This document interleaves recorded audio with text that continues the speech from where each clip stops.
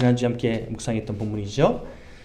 마태복음 7장 13절에서 14절까지 말씀 함께 우리 두 구절 합독하겠습니다. 마태복음 7장 13절에서 14절. 13절 14절 함께 봉독합니다. 시작. 좁은 문으로 들어가라. 멸망으로 인도하는 문은 크고 그 길이 넓어 그리로 들어가는 자가 많고 생명으로 인도하는 문은 좁고 길이 협착하여 찾는 자가 적음이라. 아멘. 지난주에 다윗에 대해서 말씀드리면서요, 행여라도 우리가 어떤 일에 대해서 혹은 어떤 만남 가운데 충분히 내가 그 사람을 혹은 그 일을 감당할 수 있는 능력이 나에게 있다 할지라도 먼저 하나님께 묻고 또 하나님 뜻이 무엇인지 분별하면서 겸손하게 하나님 뜻대로 순종하며 살아갈 때 우리의 삶이 하나님 뜻 안에 사람들에게 쓰임받을 수 있다라는 말씀을 드렸습니다. 그렇습니다. 언제나 겸손하게 하나님께 묻는 인생. 다윗이 왕이 되어서 힘이 있음에도 불구하고, 그래서 자기 뜻대로 이렇게 막 결정할 수 있는 권한이 있음에도 불구하고 수도를 어디로 옮길까요? 내가 저 사람 어떻게 하는 게 좋겠습니까? 라고 주님께 하나님께 물었던 것처럼, 물론 다윗이 그렇게 하지 않았을 때 결국 범죄하고 그 일에 대한 쓴뿌리를 경험하게 되지요.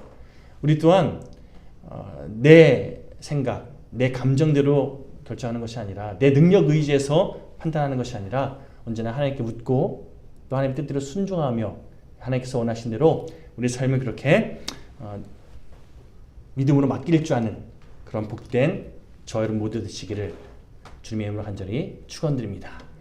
자, 우리의 믿음이 자라기 위해서 필요한 것이 있는데요, 언제나 하나님 뜻이 무엇인지 묻는 작업, 이걸 우리는 기도라고 그러지요. 자, 기도하면서 하나님 뜻이 무엇인지 묻고 또 분별하는 시간, 그리고 그 하나님의 뜻에 우리의 삶을 온전히 맡기는, 한마디로 삶의 적용점이 필요한데요. 제가 지난주에 말씀드린 것처럼 우리가 안정적인 자리 또 익숙한 자리에 머물러 있으면 이 두 가지 작업이 참 제대로 삶 가운데 이행되지 않더라는 거죠. 자, 기도 없어도 잘 굴러가요. 그런 환경과 상황이 내 삶 가운데 있습니다. 그러면 우리들은요, 애써서 기도하지 않아요. 기도하지 않아도 잘 굴러가는 걸요. 그냥 내 상식선에서 혹은 내 어떤 테두리 안에서 모든 것이 다 착착착 진행되잖아요. 하나님을 굳이 의지할 필요도 없어요. 그냥 되거든요. 하나님 도움 필요 없고 하나님 의지하지 않아도 되니까. 그래서 하나님을 바라보지 않더라는 거예요. 그리고 이렇게 물어보는 기도도 필요 없고 의지하는 과정이 필요 없는, 말 그대로 알아서 잘 굴러가는 이런 환경이 우리에게 주어진다. 우리들은 그걸 나는 요즘 형통하다라고 착각하는데, 영적인 눈으로 다시 바라보면 나는 지금 하나님과 멀어지고 있다가 되는 거예요. 그만큼 하나님을 의지하지 않고 있습니다, 이거거든요. 그런 의미에서 여러분, 단순히 그냥 삶의 어떤 평안만 간구하는 것이 아니라 어떤 상황 속에서도 주님을 의지하는 기도의 삶 되게 해주십시오. 또 하나님 말씀에 하나님 뜻대로 순종할 수 있는 순종의 삶 될 수 있도록 주여 제 마음을, 제 삶을 주장하여 주옵소서. 그게 결국엔 평탄함이 계속 주어져도 그렇게 하나님을 의지하며 살아갈 수 있다면 그런 복된 인생이고요. 근데 우리가 참 연약해서 그게 안 되는 게 문제인 거죠. 믿음은 고난 가운데 자란다는 말이 있습니다. 왜냐하면 고난 가운데 처해질 때 비로소 절실하게 기도하거든요. 지난주에 말씀드린 것처럼 평소에 기도를 했는데 막상 문제가 터지고 나니까 내가 그동안 절실하게 기도하지 않았음을 고백했던 그런 사람들의 고백처럼, 여러분, 고난이 찾아와야만 절실하게, 왜냐하면 그동안 내가 의지했던 거, 어떤 내 경험의 테두리 안에서 내가 착착착 진행했던 것들이 이제 안 되거든요. 그러니 어쩔 수 없이 하나님을 의지하는 이런 선택을 하게 돼 있는데, 뭐 그러다 보니까 결국에는 이게 오히려 하나님을 온전히 의지하는 이 과정 속에서 믿음이 자라나는 또 과정이 되더라는 거죠. 그래서 고난이 어떤 의미에서 보면 유익이다, 이런 말이 저는 좀 와닿아요. 여러분, 안정적인 상황, 또 익숙한 상황에 계속 놓여지게 되잖아요. 희한하게도 우리가 나는 어떤 상황 속에서도 믿음 지키겠습니다 결단해도요, 이게 안 되더라는 거예요. 자꾸 나태해져요. 쇼파, 요즘에 저희 집에는 쇼파가 없어요. 둘째 키우면서 쇼파를 다 치워버렸는데, 쇼파에 앉잖아요. 자세가 마지막에는 어디가 되죠? 분명히 앉았는데 마지막에 누워있는데, 누워있는 자세가 사실 제일 편한 자세잖아요. 근데 그 누워있는 자세가 가장 힘든 자세로 끝나요. 왜요? 편한 자세 찾다가 결국에는 그게 몸에 배기니까 가장 불편한 자세가 되더라는 거죠. 편한 게 아닌 거예요. 오히려 우리에게 유익하지 않은 거죠. 오히려 긴장해서 막 몸을 자세를 딱 갖추고 있잖아요. 그 자세를 계속 유지하면 몸의 체형에 또 여러 가지 건강에 유익하다라고 하더라고요. 여러분, 제가 신학교 다닐 때 정말 부러워했던 선배님 한 분이 계셔요. 이분이 성경의 내용을 한마디로 쫙 꿰뚫고 있는 분이었어요. 뭐 그러다 보니까 뭐 자랑하듯이, 나는 성경을 다 꿰뚫어서 설교 준비할 때 별로 힘이 들지가 않아. 제일 부러운 게 그거 아닙니까? 저는 설교 하나 준비하려고 얼마나 애쓰는데. 근데 실제로 그 선배님이요, 본인이 말한 것처럼 정말 어려움 없이 설교를 준비하고 또 설교 내용도 깔끔해요. 그러니까 제가 얼마나 부러워했는지 몰라요. 근데 여러분, 얼마 전에 제가 그 선배님이 설교하는 걸 오랜만에 들었는데요, 더 이상 부러운 마음이 안 생겨요. 분명 그때보다 성장했어야 되는데, 성경을 꿰뚫고 있던 그 선배님이요, 그런 자신의 실력을 믿고 설교 준비하던 그 선배님이요, 얼마 전에 들어보니까 솔직히 말해서 영적인 파워가 안 느껴져요. 말은 참 청산유수처럼 잘하고 또 깔끔하게 그렇게 잘 진행하시지만, 그런데 여러분, 하나님의 음성이라는 느낌은 별로 안 들더라고요.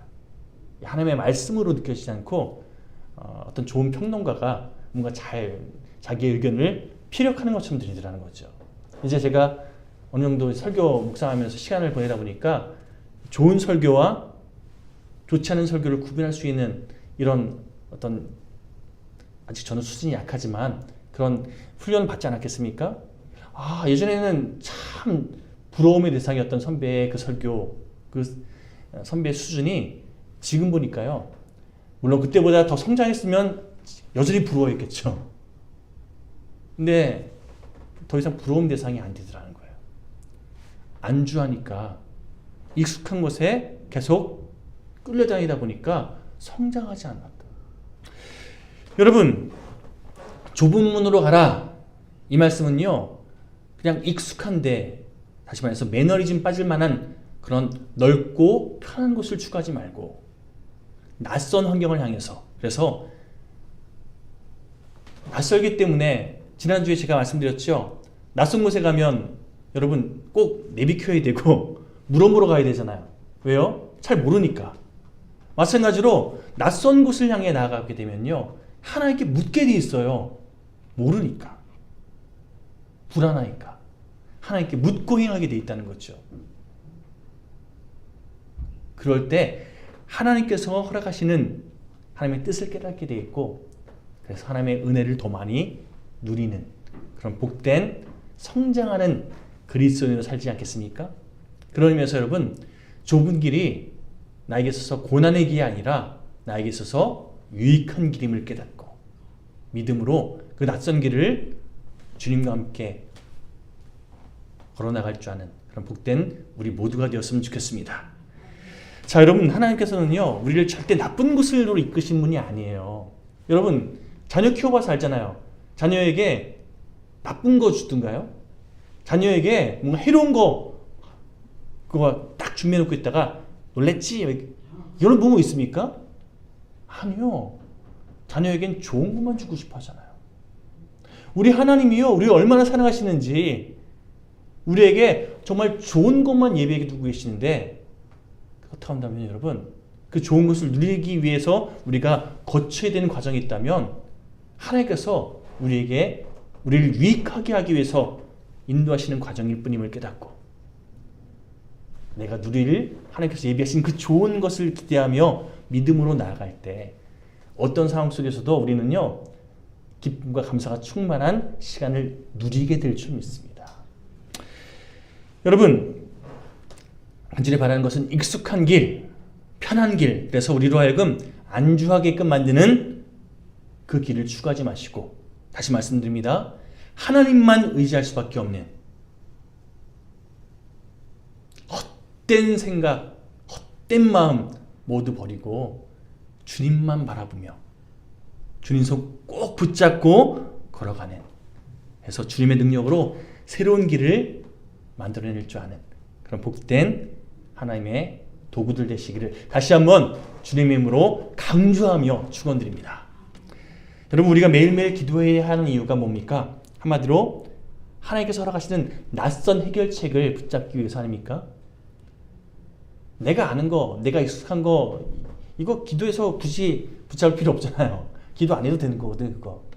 그런데 하나님께서 내가 익숙하지 않은 하나님의 방법을 내가 붙잡기 위해서 기도하는 거예요.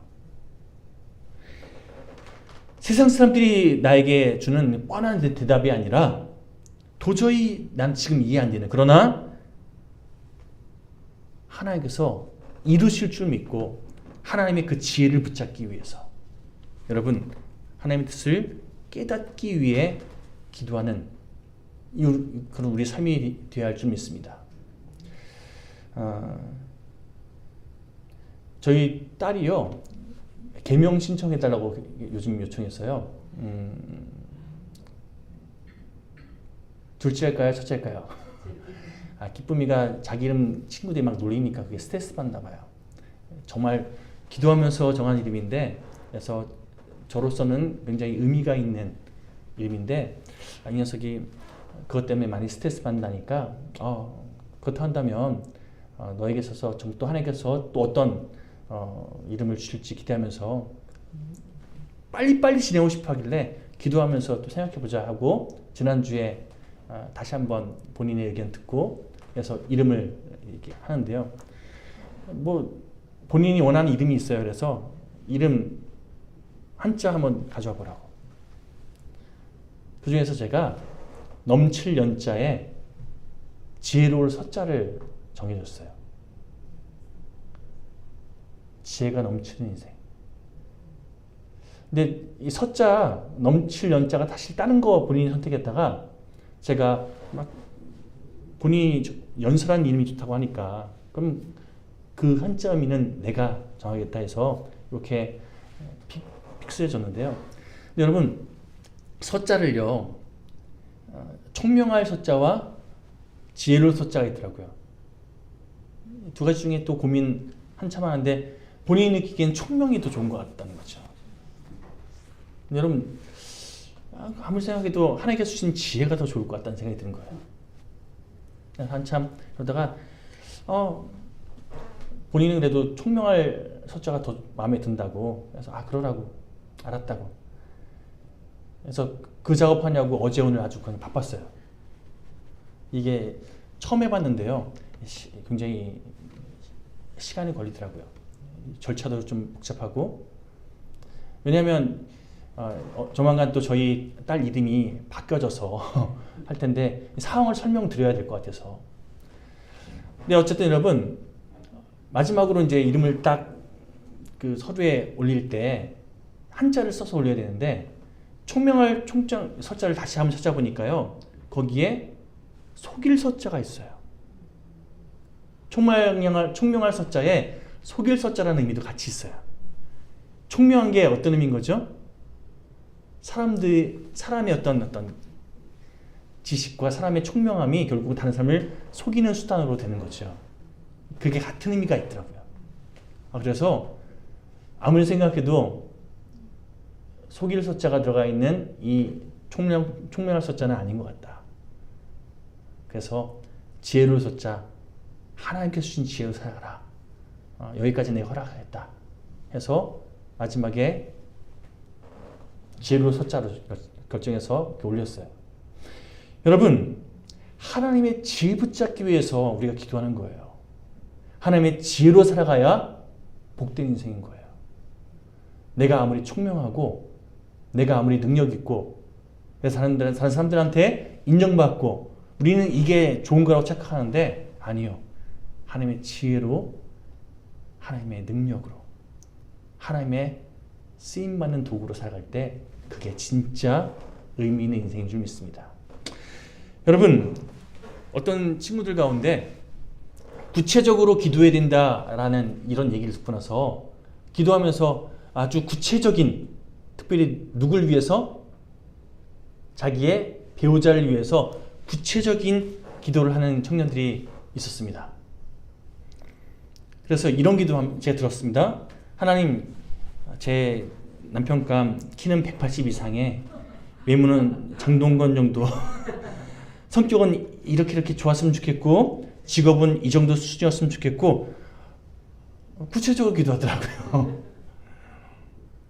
한 번은 어떤 분이요, 자기가 다 구체적으로 기도했는데 키만 빼놓고 기도했다는 거예요. 그래서 망했다는 거죠. 키만은 내 그 기도 안 해가지고 키 작은 사람 만났다고 이러면서 여러분, 구체적으로 기도한다라는 의미는요 그런 게 아니에요. 내가 원하는 것들 하나하나 다 구체적으로 정해놓고 나서 하나님한테 딱 들이밀고 이거 이대로 이뤄달라고 요구하는 걸 구체적으로 기도한다고 얘기하지 않습니다. 우리가 자꾸 하나님의 언어와 세상적인 언어를 혼동해서 우리의 입장에서 자꾸만 그렇게 해석하려 들린다는 거죠. 자, 구체적으로 기도한다는 건 이런 의미입니다. 들어보십시오. 자, 지금은 내가 하나님의 뜻이 뭔지 잘 모르는 상황인 거예요. 두리뭉실한 거죠. 너무 방대한. 하나님께서 나에게 뭘 원하시는지 내가 나의 원도 있고 하나님의 뜻도 있고 이게 잘 몰라요. 그래서 계속 하나님의 뜻을 붙잡기 위해서 기도하는 과정 속에서 기도하다 보니까 하나님께서 뭘 기뻐하시는지 하나씩 깨닫게 돼요. 또 하나님께서 뭘 나에게 원치 않으시는지 또 분별하게 돼요. 그러면 이게 막 두리뭉실했던 그런 나의 기도가 점점 가지치게 되고 좁혀지지 않겠습니까? 자, 그렇다면 여러분, 그런 과정을 통해서 내가 정말 붙잡고 기도해야 될 내용들, 또 하나님의 뜻이 무엇인지 좀 더 구체적으로 기도하게 되겠죠. 내가 정해놓고 구체적인 거 하나님께 막 들이미는 거, 이거 구체적인 기도가 아닌 거예요. 기도하다가 하나님께서 나의 기도를 구체적으로 이렇게 좁혀주시는 과정, 이게 구체적인 기도를 하는 거예요. 결국 나의 기도가 하나님 뜻과 맞닿는, 하나님 뜻만 나의 기도에 남게 되는 이런 과정을 거칠 때 우리의 기도가 능력의 기도가 되는 거고 우리의 삶이 능력 있는 그리스도의 삶을 살아가게 되는 거예요. 여러분, 자기가 원하는 목표, 자기의 만족을 충족시켜주는 어떤 것을 딱 정해놓고 나서 주님 주시옵소서, 내가 믿음으로 구하니까 주님 이루어달라고 간구하는 이런 모습, 물론 그렇게 기도하는 것도 아예 기도 안 하는 것보다 나아요. 그렇죠? 하나님을 의지하고 하나님께 맡겨드리는 기도하고 있는 거잖아요. 하지만 여러분, 하나님의 뜻을 분별하고 하나님의 뜻을 붙잡을 생각 전혀 없이 내가 답이라고 생각하는 것 하나님께 막 들이밀면서, 자녀 키워봐서 아시잖아요. 자녀가 부모의 뜻과 정을 상관없이 자기가 고집하는 것 막 계속 요구해 되면요, 그거 부모가 계속 들으면 짜증밖에 안 나잖아. 그렇죠? 야, 정말 그게 선한 게 아니야. 그게 좋은 게 아니야.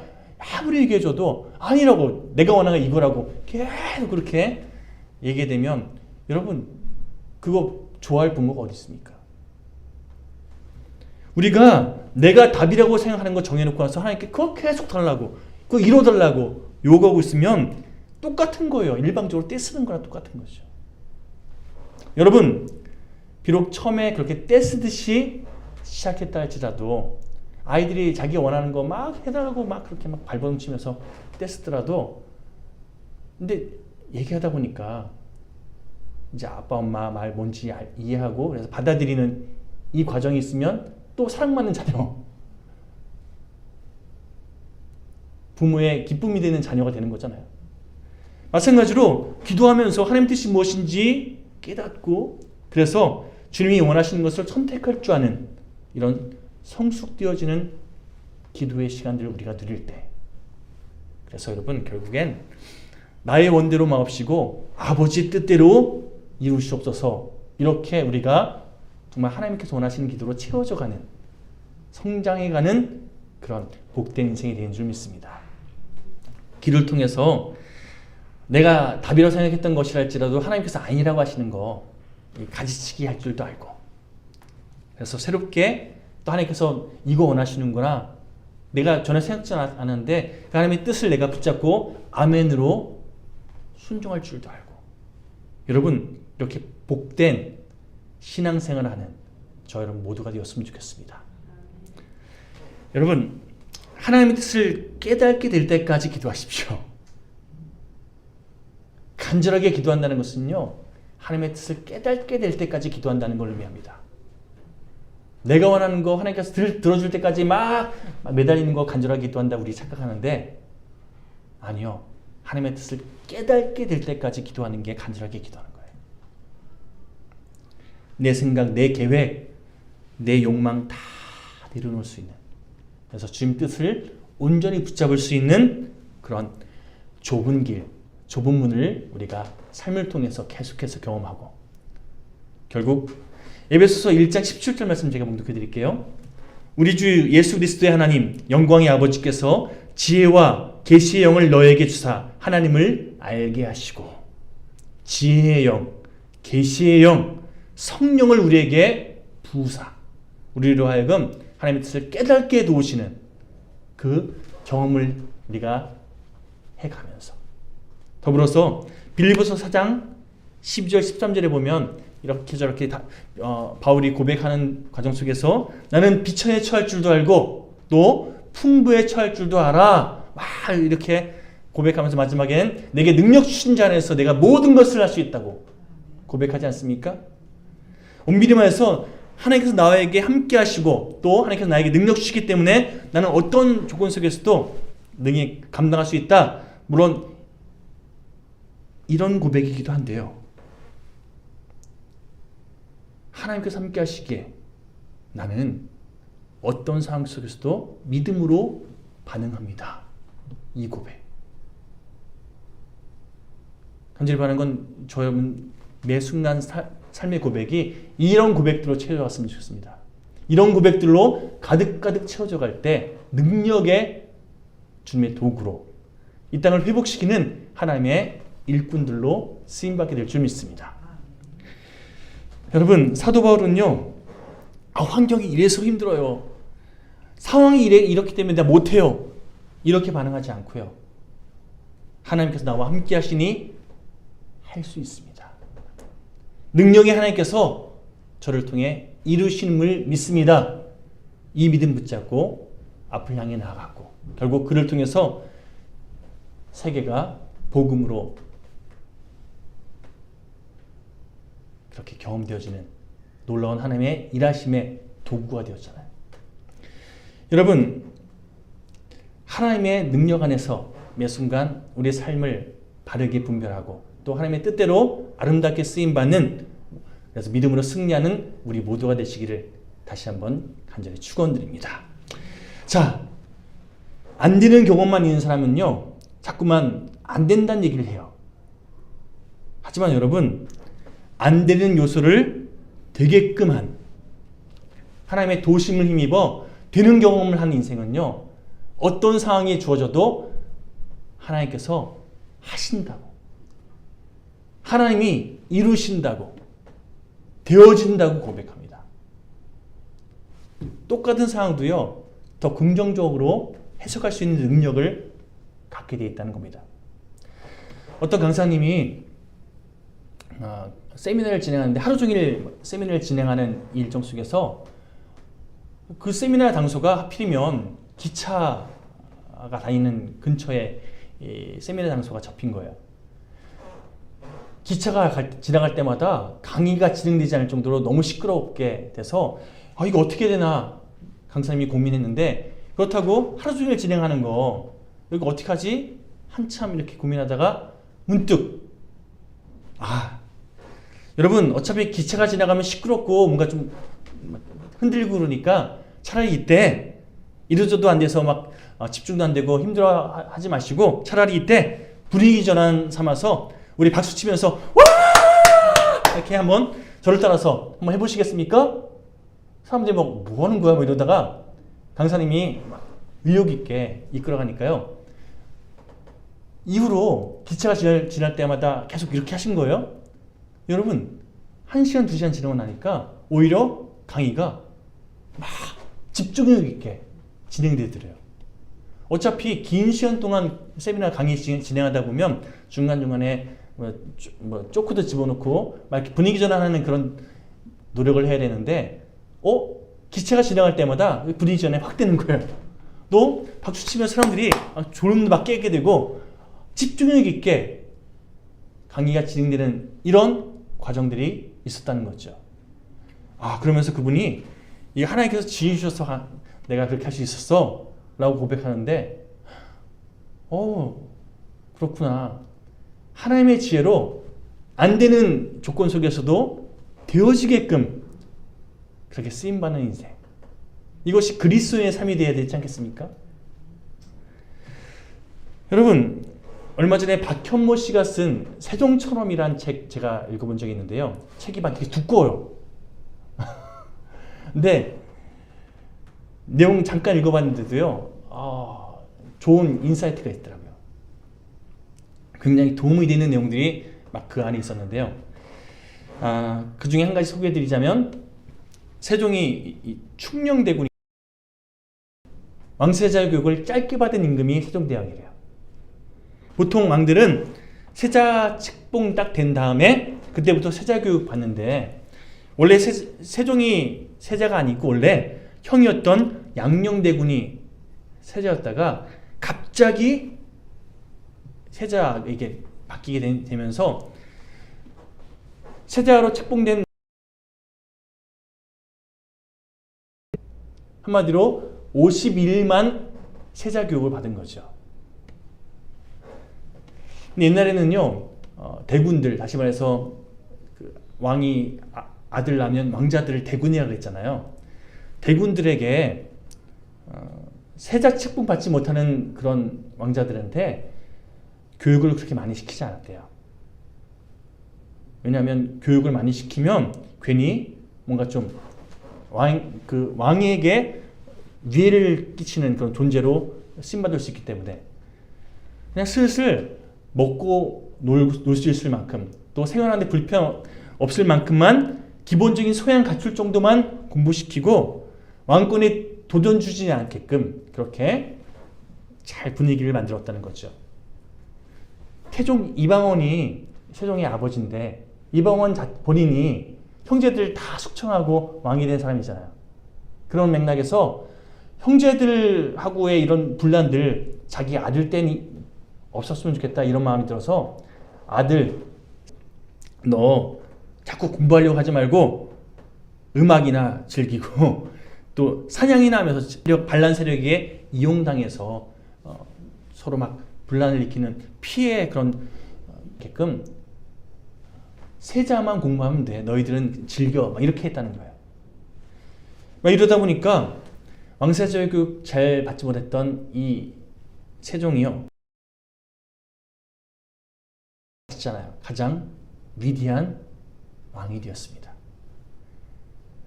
왜 그럴 수 있었는가? 전문가들이 분석해 보니까요. 제도권 교육을 받지 않고 민중들과 더 많은 시간 보내면서 나중에 그 경험들이 왕이 되었을 때 백성들을 위해서 어떻게 내가 살아가면 되는지의 어떤 기본 베이스가 되었고 그 일에 최선을 다해 헌신했더니 위대한 왕이 되었다는 거예요. 반면에 조선 역사에서 가장 오랫동안 왕세자 교육받은 사람이 누군지 아십니까? 조선왕조 500년 가운데 가장 오랜 시간 동안 왕세자 교육받은 사람이 누군지 아십니까? 연산군이에요. 여러분 아시잖아요. 연산군이 가장 폭군이었던 거. 여러분 공부를 많이 할수록 요즘에도 보면요. CEO가 되기보다는 CEO를 서포트하는 그런 좋은 스텝 정도만 되더라고요. 진짜 리더는요. 오히려 개척 정신을 가지고 뭔가 도전하는 사람이 CEO가 되는 경우들이 많아요. 제도권적인 그런 사고방식에서는 도저히 나올 수 없는 도전하는 사람이 그렇게 이 땅을 오히려 막 주무르는 그런 세력이 됐더라는 거죠. 뭐 그렇다고 해서 세종이 제도권 교육을 안 받았다 이거에 대해서 오해해서 책도 안 읽고 마냥 놀았다 이게 아니에요. 제가 그 책을 읽어보니까요. 스승이었고요. 그래서 하나를 배워도 그것에 대한 의미를 제대로 파악하면서 배우는 인생을 제대로 준비하는 이런 과정을 거치면서 결국에는 실제적인 민초들의 아픔을 다 이해하면서 그들에게 진짜 도움이 되는 이런 정치를 할 수 있었다는 거죠. 여러분 가만 보면 또 얼마 전에 학폭 때문에 누가 장관 되려고 하다가 딱 누락된 분 계시잖아요. 그분 관련해서 이렇게 청문회를 하는데 변호사한테 이렇게 국회의원이 질문하는데요. 기득권을 위한 하지 마시고 좀 어려운 사람들 돕는 변호사가 되어달라고 막 이러면서 꾸짖듯이 얘기하는데 그분은요, 뭐, 당신은 그런 말 하든 말든 뭐 이런 표정으로 이제 그거 보면서 아유 많이 배운 게 중요한 게 아니라 정말로 자기 역할대로 쓰임받는 게 중요한 건데 제도권 교육에서 자꾸 높이 올라가고 많이 누리는 거 이것만 이렇게 추구하다 보니까 정말 사람을 제대로 돕는 진정한 직업의식이 많은 사람들이 원하는 그 길이 아니라 좁은 길로 우리 인도하실 때가 있습니다. 그럴 때는요 하나님 뜻 안에서 멋지게 좀 쓰임받으라고 우리를 그렇게 다른 사람들이 생각하지 못하는 방법으로 또 다른 사람들이 미처 그렇게 원하지 않는 그 길을 우리에게 허락하시면서 하나님께서 이 땅을 아름답게 회복시켜 하시는 그런 도구를 사용하시기 위해서 인도하시는 과정인 줄 믿고 우리가 믿음으로 그 길을 주님과 함께 걸어가는 복된 인생 되었으면 좋겠습니다. 회피하지 마시고 아우 나 그거 힘든데요. 나 하기 싫은데요가 아니라 주님 제가 여기 있사오니 나를 보내소서가 돼야 되는데 우리들은요 자꾸만 내가 여기 있사오니 쟤를 보내소서가 되잖아요. 난 하고 싶지 않다는 거예요. 쟤를 보내라는 거예요. 나를 보내십시오. 내가 쓰임받겠습니다. 이 결단이 우리 가운데 있게 되길 소망합니다. 마지막으로 예화 한 가지 들려드리면서 말씀을 정리하겠습니다. 여러분 잘 아시는 그런 예화이기도 한데요. 얼마 전에 제가 먹었던 음식이에요. 문득 그 음식 먹으면서 생각나서 공장에서 냉면 뽑는 그런 공장에서 한 직원이 실수로 여러분 냉면은 가늘고 쫄깃쫄깃한 게 생명이잖아요. 그런데 이 굵기를 잘못 조절해서 두껍고 굵은 면발을 그것도 대량으로 생산해 버린 거예요. 난리가 났습니다. 이게 소량이면 그냥 처분하면 되는데 너무 많은 양이다 보니까 재산 피해가 이게 너무 심한 거예요. 그것 때문에 고민하는 걸 듣고 마침 그 직원의 단골식당 주인이 자기한테 가져와 보라고. 그래서 한번 삶아봤어요. 그리고 설탕도 넣고 고추장도 넣고 이렇게 이런저런 야채 집어넣어서 막 비벼서 새로운 메뉴를 한번 만들어봤습니다. 어떤 음식일까요? 쫄면. 실패의 산물인 줄 알았더니만 실패를 통해 오히려 그래서 실수할까봐 걱정되십니까? 낯설십니까? 나 지금 냉면 면발 뽑으려고 했는데 실수해서 쫄면 면발 두꺼운 실패를 오히려 힘든 거예요. 하나님께서 주시는 지혜로 그 모든 일들을 아름답게 감당해 많은 사람들이 겸손히 하나님께 삶 가운데 이루어가는 그 결과 하나님이 허락하신 능력으로 하나님 축원드립니다. 자, 우리 어떤 상황 속에서도 결국엔 영적인 쫄면을 만들어낼 줄 아는 쫄깃쫄깃한 인생 되시기를 우리 서로 바라보시면 쫄면 되십시오. 나는 그 생명길